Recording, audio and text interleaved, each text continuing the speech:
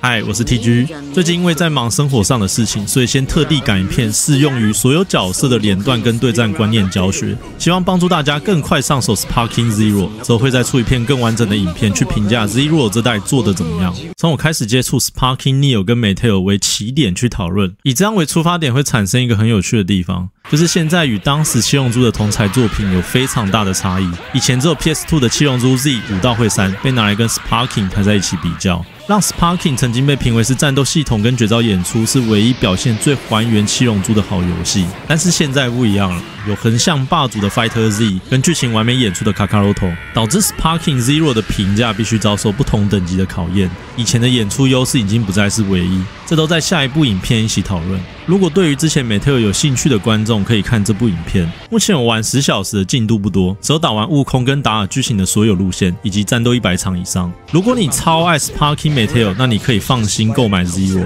这两款手感差不多，但操作要调整成经典模式。如果想看剧情，想认识七龙珠，建议买之前出的 Kakaroto。Sparking 剧情是以角色个人传为主，所以主线推进进度跟老高讲七龙珠差不多快，比较适合给老人恢复记忆。那接下来要开始教学了，这边不再重塑训练里面的教学内容，而是帮你把这一些内容一次做个融会贯通，如何连贯的应用在战斗上，帮助你知道哪个时候你能做哪些事情。角色我以性能中庸的超一悟空中期以及性能顶尖的超四合体这两个为例，操作风格是经典模式，除了功能位置大部分不一样，最大的差别是圈圈的识破改回防御功能。识破的用途我觉得不需要被单独放在一颗键上，所以不论新玩家还是老玩家，我都一律推荐经典模式。这个改动比较牵涉到防御面，后面再来讲。首先要先清楚知道角色的基本连段有几下，才能避免误触常常按到不想要的拍身，导致不知道自己在打什么。超一悟空是5个正方形，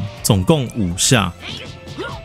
所以先记住这个角色一般连段是5下，然后这边要小心一件事情，所有角色正方形连段打完，如果持续按正方形，会触发另一个派生连段，可以先记住有这件事情就好，先不要理会这个派生。5下打完，你可以按一次 X 垫步之后再补一个正方形，接着再继续重接一次刚才的正方形连段，这是所有角色都可以做的事情，最多可以垫步2次。第3次，系统会强制让对手被打很远，或是让对手强制倒地，这是系统禁止攻击方继续连段的机制。所以现在了解连段的基本规则，现在要开始去修改这中间的基本连段，来增加我们的伤害。起手我会先配一个完整的正方形连段，然后垫步之后针对第2套连段做修改，去增加我的连段伤害。最简单的做法就是每一套组合技打一次，一个正方形接一个三角形，2个正方形接一个三角形，还有3个正方形接一个三角形，这样子是3个不同的组合技。这3个组合技我故意不打完，是为了避免我的连段被结束。你看哦，像2个正方形接3个三角形会长这样，最后把敌人打很远，我没有办法接东西，连段就结束了。所以就是用打不完的概念去扩充连段伤害，直到每一个组合技打完，再做击飞收尾。还有更极端的做法是每个组合技打完，再追加上下左右4个不同方向加维续器攻击，再继续连段。但我不太推荐这样的做法，这代很容易失误。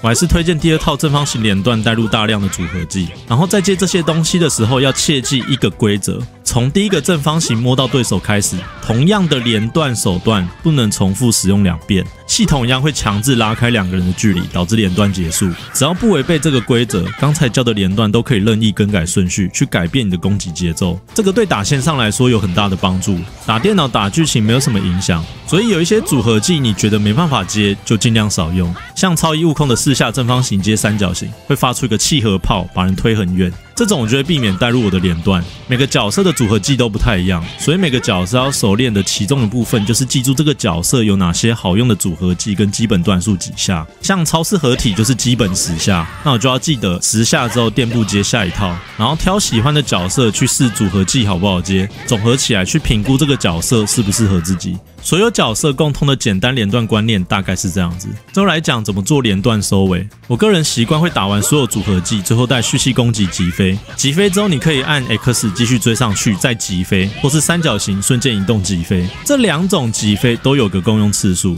像超一悟空最多就2次，属一般强度的角色。超式合体能到3次，再加上基本连段10下，属于性能非常强的角色。击飞之后，通常你有4个选择：第一种，原地击气，继续保持你的优势；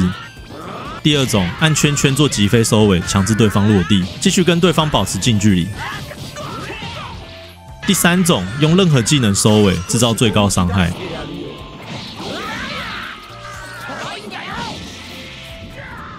第4种，集气加冲刺键连按2次，瞬间绕到对方背后，重新再接一套连段。连段的收尾大概是这4种，依情况做选择。每个角色的连段收尾都是这个样子。接下来讲 Sparking 状态，气的旁边有个数字，这会随着战斗时间慢慢增加。集气到 Sparking 状态需要1气。Sparking 状态有很多好处，例如说刚刚的追击次数从2变成4。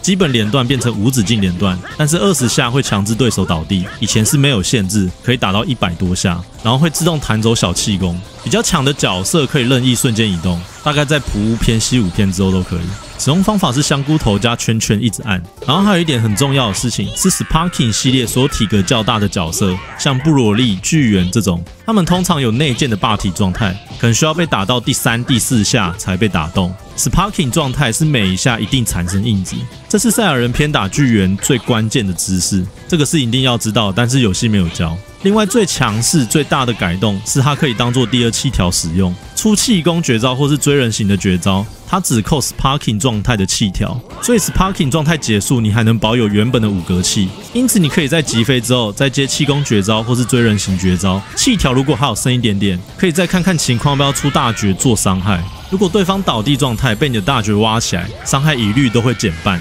Sparking 的好处大概是这一些，这是连段方面的教学讲的差不多了，剩下的配招可以自己研究看看，找出自己喜欢的角色。接下来是3维空间对战的概念，这个我会讲的比较自我流一点。首先2个角色之间的距离非常重要，系统会自动判断2个角色的距离来自动改变模式。中距离会像这样，按叉叉还能瞬间加速；近距离会变成以对手为圆心的移动，包括自己的移动速度变慢，左右方向按 X 变成闪避或是绕背用的垫步。如果对方近战技巧或是气条实在赢你太多了，你可以集气钮加反方向 X 钮先拉开距离，保持你想跟对手的距离。那接下来讲中距离跟近距离有个共通重点，这种3维空间战斗，我会把正方形的连段跟三角形的气功视为是一种抓人的手段，也就是说你的小气功跟拳头摸到对方，让对方产生印子，你来得及到对手面前连段，那你就是成功抓到人了。接下来都是你的连段伤害时间。但是 Zero 这一代的中距离抓人有点不成立，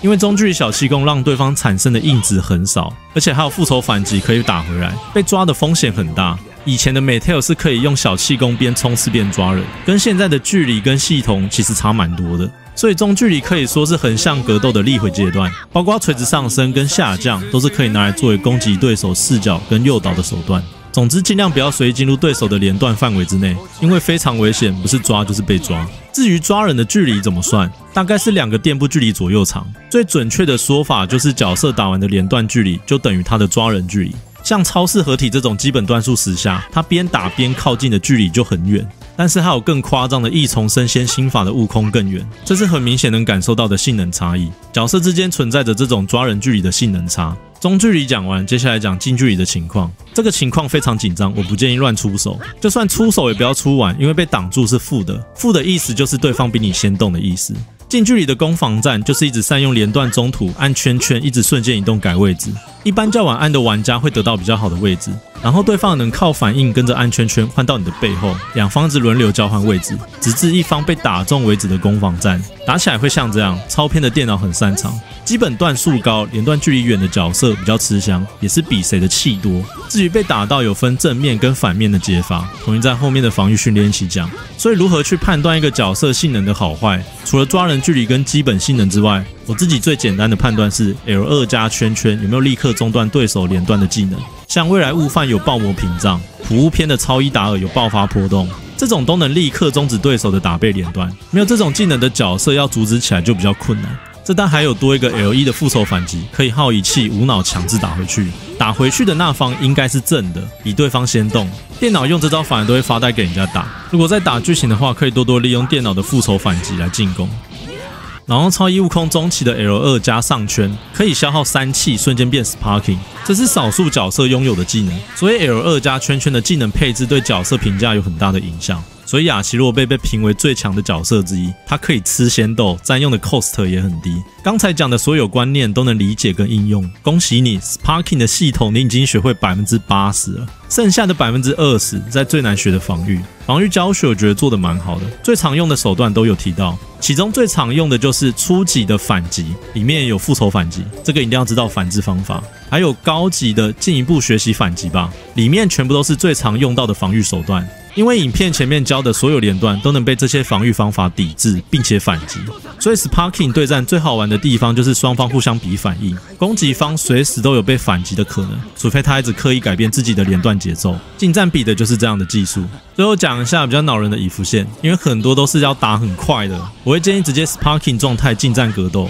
如果被强迫反击，就赶快用圈圈收尾，拉近距离，赶快打一套新的连段，然后从台词去判断是不是超时了。以服的触发条件大概是这游戏做最糟的部分，没有这种以前玩很久的都觉得很赶，但是剧情真的很精彩很有趣。等我打完全部再来跟大家分享有哪一些我觉得很有趣的改得很棒的以服线。希望这部影片有帮助到你更快上手 Sparking Zero， 最近双平台实况应该都会开这款。感谢你的收看，我是 TG 讲游戏，如果遇到 Sparking 苦手的朋友，赶快照3餐分享这部影片给他看。感谢你的收看，拜拜。あいつを倒さなきゃオラの気も済まねえんだ。